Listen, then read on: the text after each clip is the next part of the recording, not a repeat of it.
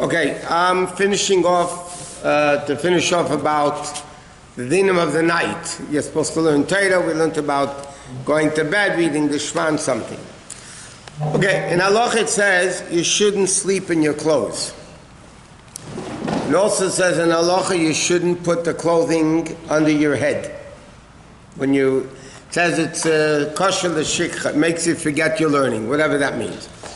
There's certain Kabbalistic things or spiritual things that's not Kabbalistic because it's brought down in Gemara, it's brought down in Shulchan Aruch. So you have to take off your clothes and not put them under your head. Generally speaking, when a person sleeps, there shouldn't be things under the bed, especially not food items.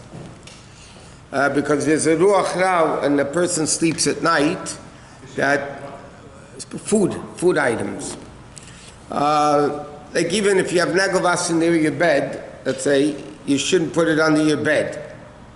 Sometimes people want, as you get off the bed in the middle of the night, they shouldn't step into it and spill it out. So they put it under the bed. You can't keep it under the bed because then the water becomes impurified and then you can't use it for Natila in the morning.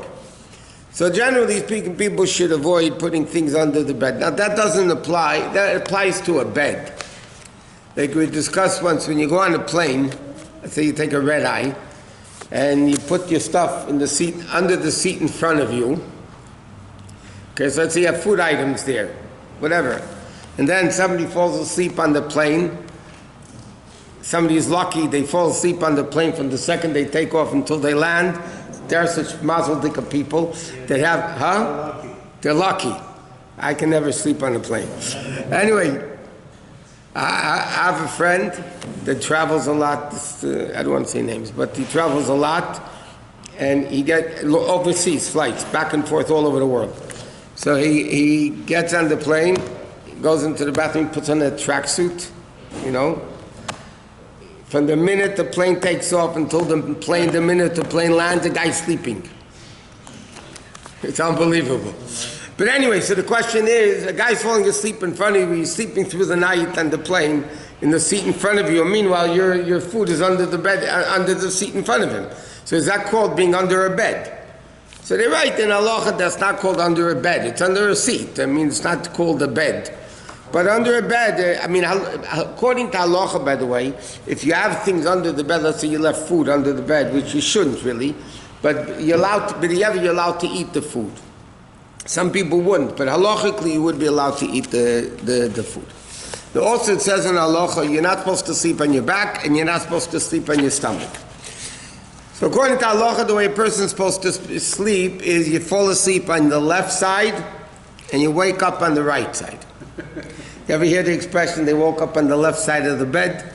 Yeah. People wake up cranky. Yeah. So there's an expression in English, they woke up on the left side of the bed. I know, I've never heard it. When we were kids growing up, we heard it. Today, I never heard that people say it anymore. So, because you're supposed to wake up, in fact, in halacha it says, what happens if you wake up and you're on the left side of the bed? So you close your eyes and turn over and you wake up on the right side of the bed. It has to do with the liver, with the food part, what? Right side of the bed or your right side? No, you're right. You fall asleep on your left while you're laying on your left. And you wake up, you train the body to wake on the right. In Farsi, we have an expression, you woke up on the left rib. On the left rib, okay. And it's crying. Yeah, but in English, they woke up on the left side of the bed. How about with the bunk bed? There's no issue with that? There's no, Lepel, everybody is making with the bunk beds. Okay, the guy sleeping underneath the top guy. But everybody is lenient about that. It's just the main, seemingly the main bed. But now there's another thing people should know, generally speaking. A person, halachically, to Gemara, Adam mu'ed la'ilam ben or ben yoshan, a person is always responsible for their actions, whether they're sleeping, whether they're up. For instance, in halacha there's a din, in Chayshim Mishpat, to Gemara, but the din in Chayshim Mishpat is, what happens if there's a bunch of dishes next to my bed? And I go to sleep at night, and in the middle of my sleep I break the dishes.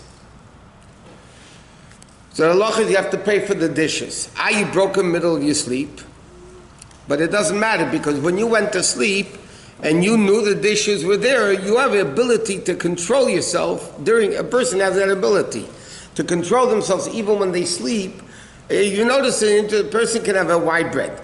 Yeah, but when they sleep somewhere on a thin bed, they don't fall off the bed. Why? Because a human, the Gemara says it, the person has control over the body whether they're up or sleeping. By the way, interestingly, what happens if I went to sleep on a bed and after I fell asleep somebody put dishes there? And then in the middle of my sleep I broke them, then I don't have to pay. Why? Because I didn't know the dishes were there. So then I'm not responsible in my sleep what I didn't know before I went to sleep. They tell...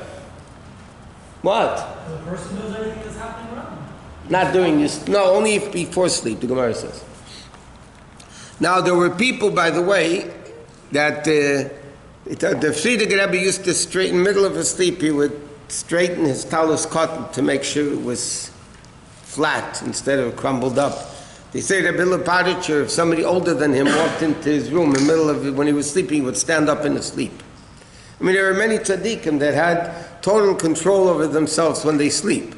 So a person has to know that even when a Jew sleeps, they have total control over themselves. And that's the way a person should sleep. And that's basically healthy. You shouldn't go to sleep when you're full. You should wait until your food is digested and so on. Okay, that's as far as those dinim. The next din in Kitzur Shulchan Aruch is the dinim of what's called Hilchos Shabbos. The laws of Shabbos that we'll learn to a certain extent. But because soon Tishrei is coming up anyway, to learn the laws of Rosh Hashanah and Kippur and Sukkot. But the Gemara says like this: the Shabbos is a sign, as we say in davening. It's a pasuk Ki Eisi Beini Ubein Bnei Yisrael. It's a sign between God and the Jews. Hashem says that Kishesh Samas Hashem es Hashmai v'Asaret. I made heaven and earth in 6 days and rested on the seventh. So therefore, Shabbos is one of the most fundamental aspects of Jewish emunah, belief, because keeping Shabbos shows that you believe that Hashem created the world in 6 days and rested on the seventh, because that's what the whole concept of Shabbos is. Therefore, the whole concept of Shabbos is what's called Yesod HaEmunah. It's equal to all mitzvahs of the Torah. If somebody keeps Shabbos properly, it's like they kept the whole Torah. If somebody doesn't keep Shabbos properly, it's like they denied the whole Torah. Okay? So basically, the mitzvah of Shabbos is a very important mitzvah. To the extent, and I have to explain so don't jump any guns, that a person who desecrates Shabbos openly, publicly, it's called Machalo Shabbos Befarhesya, has a din of a non-Jewish person. He has a din of a goy. Which means, if he touches your wine, it's treif. If he bakes your food, it's treif, which that itself is a machlekes about cooking and baking with Machal Shabbos. But you can't count him for a minyan. You can't give him an aliyah. If his shchita is not a kosher shchita, whatever. He has a din mamish like a guy. Now, what is the din of Machal Shabbos for Hesya? It means that he does it openly. He doesn't care. That's it. He openly, publicly desecrates Shabbos. So that's basically a denial that Hashem created heaven and earth. Now today, one second. Today, most opinions say that nowadays, people that didn't have a extremely religious upbringing, with the yeshiva, background and learning all about Shabbos, they don't have a din of a Machalo Shabbos, even if they're not keeping Shabbos, they don't have a din of a Machalo Shabbos Befer Hesya. Why not? Because there's a concept, we learned this many times, there's a concept in the Gemara that's called Tinik Shenishba. Tinik Shenishba literally means a baby who is captured amongst Goyim and raised as a Goy. Like the example they bring for that is the Cantonists in Russia. They used to kidnap Jewish kids at 5 years old, and then they would put them into the Tsar's army for 25 years, and they were totally taught and non-believing, nothing like that. So Tinik Shenishba, the Gemara says, does not have a din of a Machalo Shabbos. Because the din of a Machal Shabbos that the Gemara talks about, that one has a din like a guy, is picking somebody who knows really what Shabbos is all about, really understands the Kedusha and the sanctity of Shabbos, and openly, publicly desecrates Shabbos. Publicly. It means he's not embarrassed of anybody who'll do it in public. He doesn't care. So nowadays, most people that are raised non-religious, so to speak, are not considered al pidin mechalel Shabbos. Therefore, you can count it for a minyan, you can give them an aliyah, they don't have a din of a goy in any way whatsoever. Yeah. But the keynote Shalish he never introduced to Correct. So that's today's people that grew up. everything here that you can see.